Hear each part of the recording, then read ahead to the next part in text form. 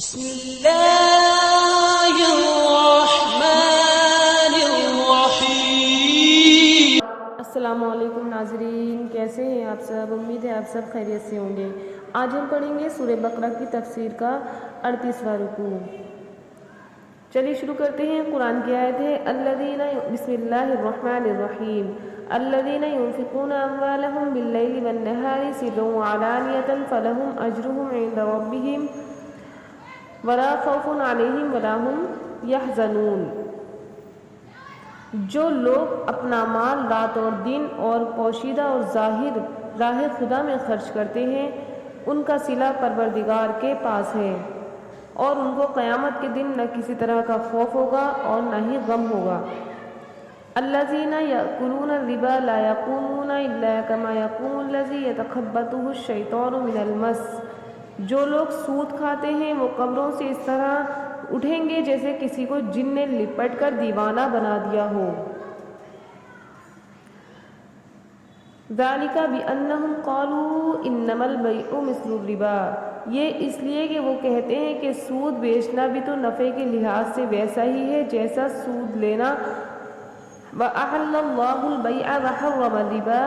حالانکہ اللہ تعالیٰ نے سود کو حلال کیا ہے، اور اللہ تعالیٰ نے سودے کو حلال کیا ہے اور سود کو حرام، یعنی کہ وہ سودا جو بیچتے ہیں ہم نفع کے حساب سے سود کی طرح ہے، وہ یہ کہتے ہیں، لیکن اللہ نے سودے کو تو حلال کر دیا اور سود کو حرام کر دیا۔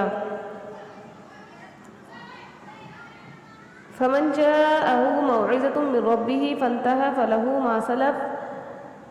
تو جس شخص کے پاس خدا کی نصیحت پہنچی اور وہ سود لینے سے باز آ گیا تو وہ جو پہلے ہو چکا وہ اس کا ہے۔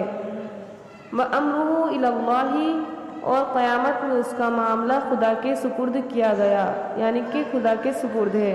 وَمَنْ عَادَ فَأُولَٰئِكَ أَصْحَابُ النَّارِ هُمْ فِيهَا خَالِدُونَ۔ اور جو پھر لینے گیا تو ایسے لوگ دوزخی ہیں کہ ہمیشہ دوزخ میں جلتے رہیں گے۔ تو اس آیت کی تشریح یہ ہے کہ اللہ تبارک و تعالیٰ سود خوروں کا انجام بیان فرما رہے ہیں کہ یہ لوگ نہیں، اس سے پہلے جو ہے اللہ تعالیٰ خرچ کرنے والوں کے بارے میں بتا رہے ہیں کہ یہ جو آیت نازل ہوئی ہے کہ تو یہ آیت حضرت ابن عباس سے روایت کیا گیا ہے کہ یہ آیت حضرت علی رضی اللہ تعالیٰ عنہ کے متعلق نازل ہوئی۔ ان کے پاس 4 درہم تھے، انہوں نے ان میں سے ایک رات کو اور ایک دن کے وقت اور ایک پوشیدہ طور پر اور ایک ظاہر کر کے اللہ کے راستے میں چاروں خرچ کر دیے۔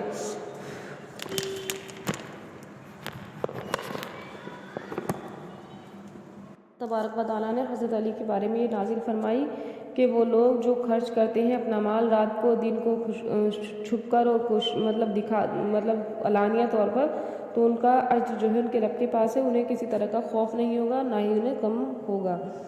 اب آگے والی جو آیت ہے کہ جو لوگ سود کھاتے ہیں، تو یہ اللہ تعالیٰ سود خوروں کا انجام بیان فرما رہے ہیں کہ یہ لوگ قیامت میں اپنی قبروں سے اس طرح اٹھیں گے جیسا کہ دنیا میں کسی شیطان یا مطلب کوئی جن جو ہے وہ کسی کو دیوانہ بنا دیتا ہے اور وہ پاگل ہو جاتا ہے، اسے کچھ نہیں نظر آتا، تو اس طریقے سے وہ قیامت کے دن قبروں سے اٹھیں گے۔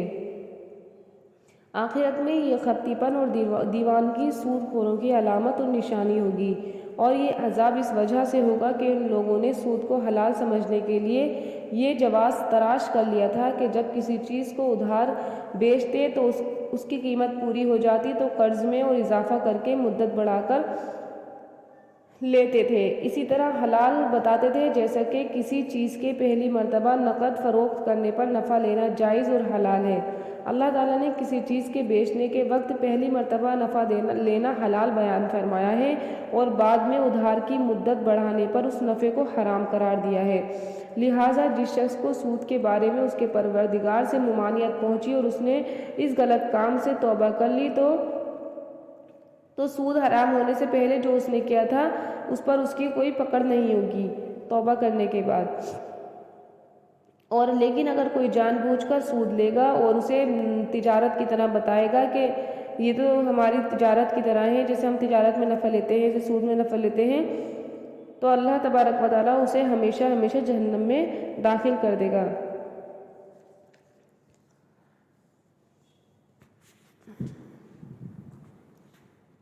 تو اللہ تبارک و تعالیٰ کافر اور سود کی حرمت کا انکار کرنے والے اور سود کھا کر اس کے گناہ میں گرفتار ہونے والے کو پسند نہیں کرتے۔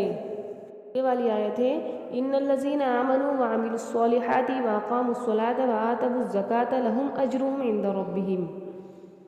خدا جو لوگ ایمان لائے اور نیک عمل کرتے رہے اور نماز پڑھتے اور زکوٰۃ دیتے رہے، نہیں اس سے پہلے ایک آیت جو ہے وہ چھوٹ گئی ہے، اوپر والی آیت ہم فیہا خالدون کے بعد ہے یمحق اللہ الربا ویربی الصدقات واللہ لا یحب کل کفار اثیم۔ خدا سود کو نابود یعنی بے برکت کرتا ہے اور خیرات کی برکت کو بڑھاتا ہے، اور اللہ تبارک و تعالیٰ کسی ناشکر گناہ گار کو دوست نہیں رکھتا۔ آگے والی آیت ان الذین آمنوا وعملوا الصالحات واقاموا الصلاة وآتوا الزکاة لهم اجرهم عند ربهم ولا خوف علیہم ولا هم يحزنون۔ جو لوگ ایمان لائے اور نیک عمل کرتے اور نماز پڑھتے اور زکوٰۃ دیتے رہے، ان کو ان کے کاموں کا صلہ خدا کے یہاں ملے گا، اور قیامت کے دن ان کو نہ کچھ خوف ہوگا نہ وہ غمناک ہوں گے۔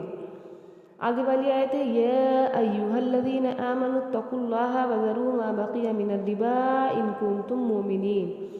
مومنوں خدا سے ڈرو، اگر ایمان رکھتے ہو تو جتنا سود باقی رہ گیا ہے اس کو چھوڑ دو۔ فَإِن لَّمْ تَفْعَلُوا فَأَذَنُوا بِحَرْبٍ مِّنَ اللَّهِ وَرَسُولِهِ۔ اگر ایسا نہ کرو گے تو خبردار ہو جاؤ کہ تم خدا اور رسول سے جنگ کرنے کے لیے تیار ہوتے ہو۔ وَإِن تُبْتُمْ فَلَكُمْ رُءُوسُ أَمْوَالِكُمْ وَلَا تُظْلِمُونَ وَلَا تُظْلَمُونَ لا تظلمون ولا تظلمون۔ اور اگر توبہ کر لو گے اور سود چھوڑ دو گے تو تم کو اپنی اصلی رقم لینے کا حق ہے، جس میں نہ اوروں کا نقصان اور نہ تمہارا نقصان ہوگا۔ تو اللہ تبارک و تعالیٰ جو حضرات اللہ اور اس کے رسولوں اور اس کی کتابوں اور سود کے حرام ہونے پر ایمان لائے، ان پر جو اللہ تعالیٰ کے حقوق ہیں ان کو خوبی کے ساتھ ادا کرتے رہے اور سود کو چھوڑتے رہے اور پانچوں نمازوں کو پورے اہتمام کے ساتھ ادا کرتے رہے اور اپنی مالوں کی زکوٰۃ دیتے رہے، تو ان کو اس کا ثواب جنت میں ملے گا، اور جب موت کو ذبح اور دوزخ کو بھر دیا جائے گا، ایسے سخت وقت میں ان پر کوئی خوف اور ڈر نہیں ہوگا۔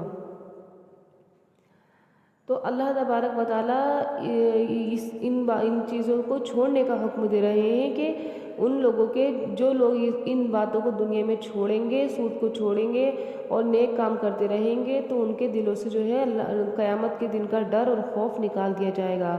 سبحان اللہ، یہ بہت بڑی بات ہے۔ اور اس وقت جب ہر کوئی نفسی نفسی کر رہا ہوگا اور ہر وقت اتنا سخت دن ہوگا کہ کسی کو کسی کی نہیں پرواہ ہوگی اور سب گھبراہٹ میں بھاگے چلے جا رہے ہوں گے اور سب کے دلوں میں ڈر ہوگا، تو اس وقت اللہ تعالیٰ اس ڈر کو ان کے دلوں سے دور کر دے گا، جو کہ دنیا میں زکوٰۃ دیا کرتے تھے اور 5 وقت کے اہتمام کے ساتھ نماز پڑھتے تھے، تو یہ اس کا اجر ملے گا۔ اس میں ایک شان نزول بھی ہے کہ حضرت ابن عباس رضی اللہ تعالیٰ عنہ سے روایت نقل فرمائی ہے کہ فرماتے ہیں ہمیں یہ بات پہنچی ہے کہ یہ آیت قبیلہ ثقیف میں سے بنی عمرو بن عوف اور بنی مغیرہ کے بارے میں اتری ہے۔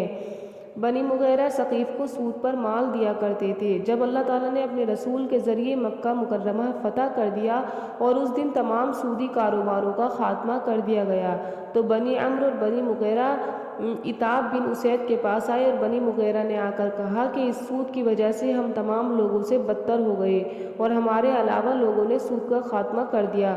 تو بنی عمرو بولے کہ آپس میں ہم اس شرط پر صلح کر لیں کہ ہمارے لیے ہمارا سود ہے۔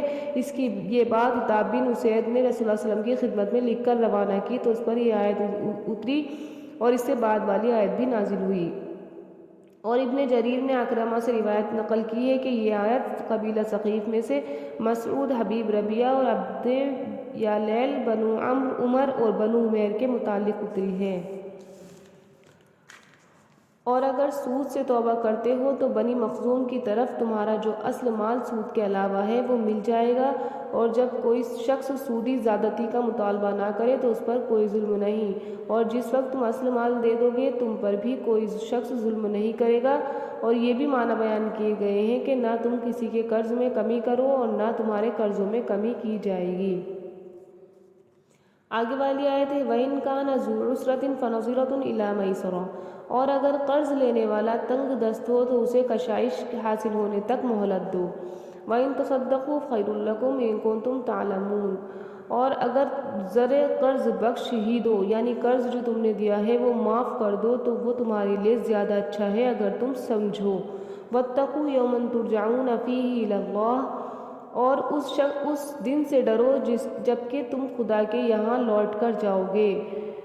ثُمَّ تُوَفَّى كُلُّ نَفْسٍ مَا كَسَبَتْ وَهُمْ لَا يُظْلَمُونَ، اور ہر شخص اپنے اعمال کا پورا پورا بدلہ پائے گا اور کسی کو کوئی نقصان نہیں ہوگا۔ اس آیت کی تشریح یہ ہے کہ اگر بنی مخزوم تنگی کی وجہ سے مقررہ مدت پر تمہارے قرضے نہ ادا کر سکیں تو جب تک آسودگی ہو، یعنی وہ ان کے پاس پیسے آئیں، تب تک ان کو مہلت دے دو، اور اگر اپنے اصل کو بالکل معاف ہی کر دو تو یہ بات تمہارے لیے بہتر ہے اگر تم اس کے ثواب کو جانتے ہو۔ اور آگے والی آیت کی تشریح ہے کہ اس دن کے عذاب سے ڈرو جس دن ہر ایک کی نیکی اور بدی، اس کا نیکی اور برائی کا پورا پورا بدلہ سب کچھ مل جائے گا، نہ ان کی نیکیوں میں سے کسی قسم کی کمی ہوگی اور نہ ان کی برائیوں میں کوئی بڑھوتری ہوگی۔ 38واں رکوع بس اتنا ہی۔ امید ہے آپ کو تشریح سمجھ میں آ گئی ہوگی، اور جو سمجھ میں نہیں آیا مجھ سے پوچھ سکتے ہیں۔ اسی طریقے سے تفسیر سنتے رہیں، مختصر تفسیر ہوتی ہے، اور انشاءاللہ اب ہم اگلا رکوع